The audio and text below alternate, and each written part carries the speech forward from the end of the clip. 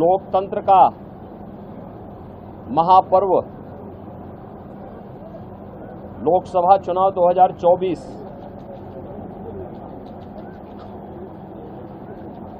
अंतिम चरण का चुनाव आज देश के 8 राज्यों के 57 सीटों पर हो रहा है। मौसम की विपरीत परिस्थितियों के बावजूद भी मतदाताओं ने जो उत्साह दिखाया है, मैं सबसे पहले उन सभी मतदाताओं के प्रति हृदय से आभार व्यक्त करता हूं जिन्होंने लोकतंत्र के प्रति अपनी आस्था को व्यक्त करते हुए भीषण गर्मी में, टेम्परेचर इस समय 50 डिग्री के आसपास जा रहा है, जो संभवतः कई वर्षों के बाद और कई दशकों के बाद इस प्रकार की स्थिति हम सबको देखने को मिल रही है।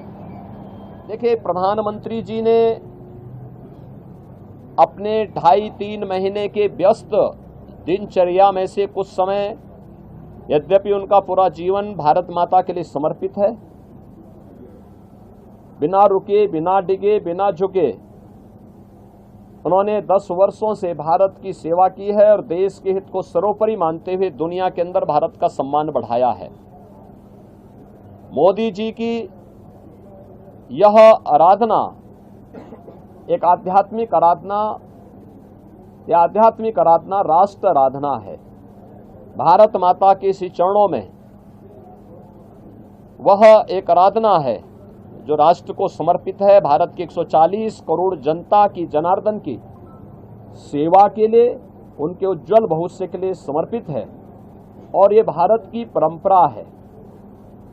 जो लोग भोग में लिप्त हैं, भ्रष्टाचार में लिप्त हैं, अनाचार दुराचार में लिप्त हैं, वे लोग आध्यात्मिक आराधना के महत्व को नहीं समझ सकते।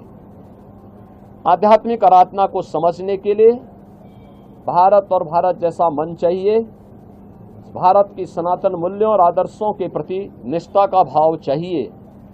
जिनके मन में भारत के प्रति आस्था का भाव नहीं है, भारत के सनातन मूल्यों और आदर्शों की ध्वजियां उड़ाना जिन्होंने अपने जीवन का उद्देश्य समझ लिया था और जिनके कारनामों से जनता उनको बार बार ठुकराई है, वे लोग मोदी जी के इस ध्यान साधना और इस राष्ट्र आराधना का मखौल भले ही उड़ा सकते हैं, लेकिन जनता जनार्दन अपने नेता के समर्थन में और उनके पूरे कार्यक्रमों के साथ, पूरे समर्पित भाव के साथ जुड़ी हुई है। और जनता जनार्दन का पूरा आशीर्वाद, पूरा स्नेह मोदी जी के साथ में है। और हम विश्वास के साथ कह सकते हैं कि यह मोदी जी की ध्यान साधना का कार्यक्रम भी राष्ट्र आराधना का हिस्सा है और इसका लाभ भी देश को प्राप्त होगा। Subscribe to One India channel and never miss an update.